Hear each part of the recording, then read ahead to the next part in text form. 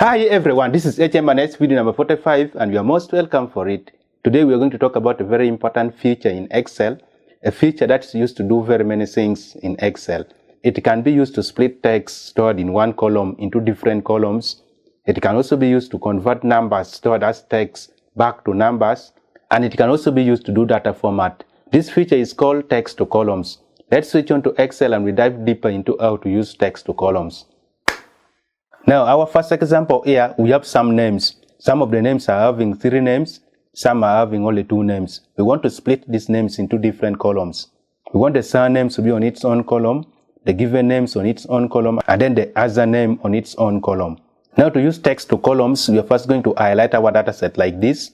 And then from the Data tab, Data Tools group, we have text to columns here. When we click on it, it opens for us the Convert Text to Columns wizard. This dialog box here has 3 steps that you need to follow. Here it's saying step 1 of 3. Now from this step 1 or the first step, you need to tell text to column whether your dataset is separated using a delimiter or you're going to use the fixed widths. Now delimiter are things like the tab, the space, the comma, anything that's actually separating your data, that one is considered a delimiter. So in case you have any, like for our case here, each name is separated using a space, we're going to select delimited. We shall see how to use fixed widths later on. Now down here we have the preview. So you need to click on next to go to the next step. So I'm going to click on next. Now this is step 2 of 3. From this step 2 of 3, you can see here it's saying delimiters. Now you need to select which delimiter is actually separating your data set. By default, it always comes when tab is selected. But for our case here, it's actually space. So we're going to select space. You can see the data preview of how your text is going to be split into different columns. Now, I'm going to uncheck tab so that I remain with only the space check. Now, let's go to step 3. I'm going to click on next. This is now step 3 of 3. Now, from this step 3, you need to select the column data format. Now, each of this section here is representing a column. So, when I click on this is a column. When I click on this is another column. When I click on this one is also another column. Now on top here it's saying general because the data format selected here is general. So when I select a column like this and then I change it to text, you can see on top here it's saying text, but let's leave it as general. Now one thing that's actually very important is the destination. Here the destination is saying A3, which is an absolute cell reference.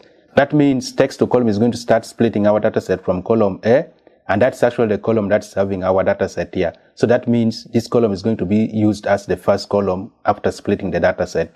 So if that's what you want, you simply need to click finish. So let's click finish and we see what's going to happen.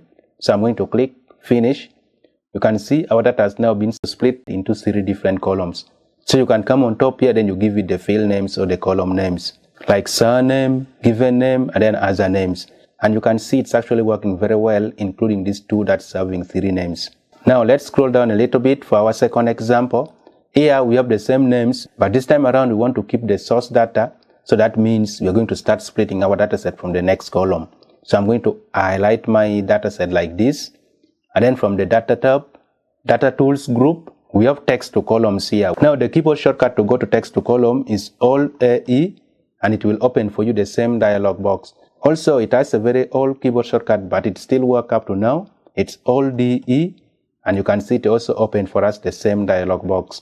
Now in step 1 of 3, since we still have a space here, we are selecting delimited.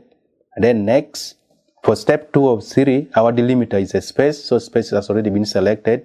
Our data preview is actually very okay. Then I'm going to click next. For step 3 of 3, we are leaving the data format as general.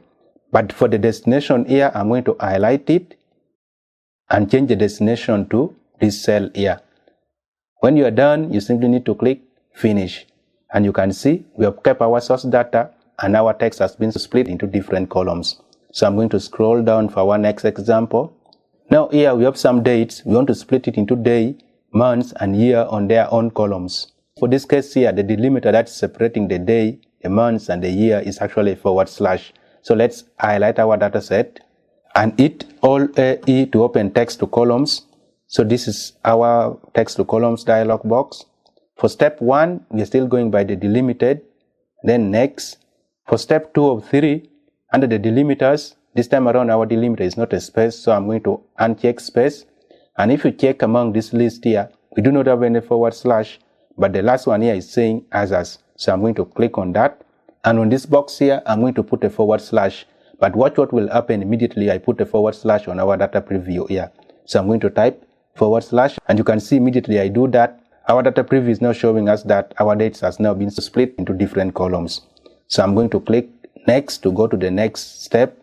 On step 3 of 3, let's first leave the data format as general. But on the destination here, I'm going to highlight, then scroll to the right. Our destination, we want B21. I'm going to click. Our data preview is okay. I'm going to click finish. So finish. And you can see we have the day, the months, and the year here.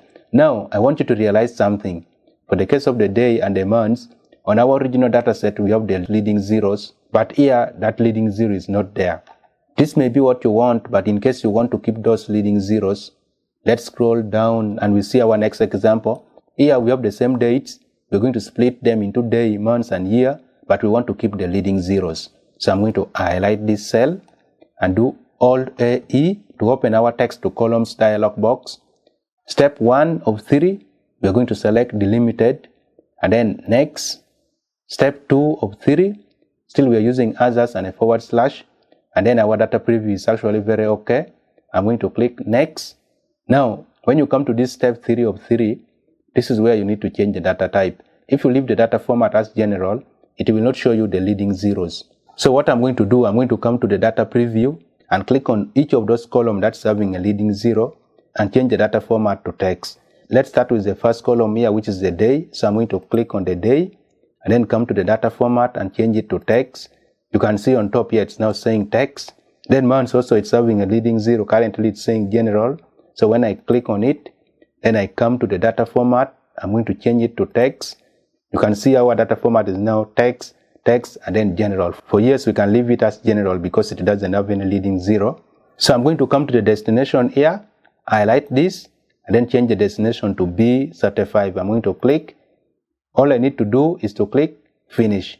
And you can see our dates are now split into day, months, and year, and the leading zero is kept. In case you do not want this green triangle, you can actually highlight those two columns. Then you come to these options here, click, then you come to ignore error. When I click, you can see the green triangle is now gone, and our leading zeros are there.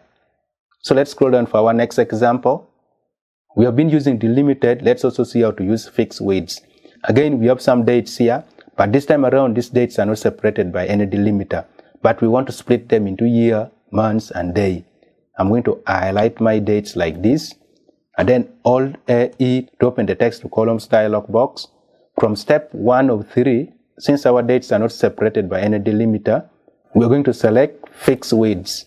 Then I'm going to go to next. Now from step 2, this is where you need to be very careful.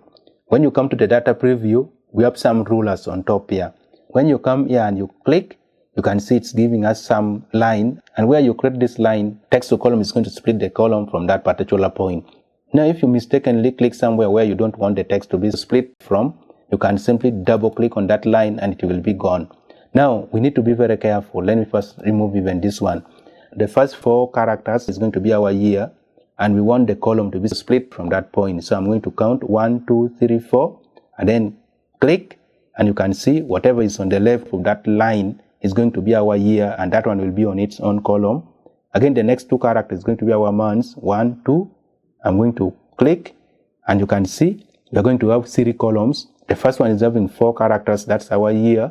The second one is having 2 characters, that's our months. And then the third one is having 2 characters, that's our date. Now when you're done with step 2, you simply need to click next to go to step 3. If you want to keep the leading zero, you need to click on each of these columns like this, and then you change the data type. Like for example, let me change the data type for only the months. So I'm going to click on the second column, then come to the data format, and I'm going to change it to text. Now I'm going to come to the destination, highlight, and change the destination to B48. When you're done with step 3, you simply need to click finish. I'm going to highlight this, come to this drop down arrow and ignore error. And you can see our dates has now been split very well into year, months, and day. Now let's scroll down for our next example.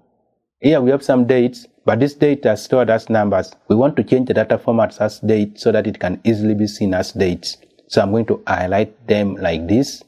and then do Alt EA to open text to column dialog box. Now since this time around I'm not going to separate this text into different columns, I'm not minding about step 1 of 3. I'm simply going to go to step 2 of 3. I'm also not minding about step 2 of 3 since I'm not going to separate my data into different columns. So I'm going to go to next. Now for step 3 of 3, all you need to do is to change the data format. General is selected by default, but what we want here is the dates. So I'm going to come and click on dates. Now when you click on date, you need to come here and change the order. So I'm going to click on this drop down arrow.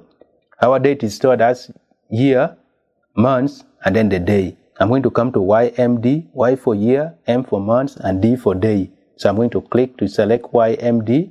You simply need to come to the destination. I'm going to highlight it and then click here. So when you're done with that, you simply need to click on finish. And you can see our dates are now displayed as dates, not just numbers like here. So let's scroll down for our last example. We have some workers' salary data.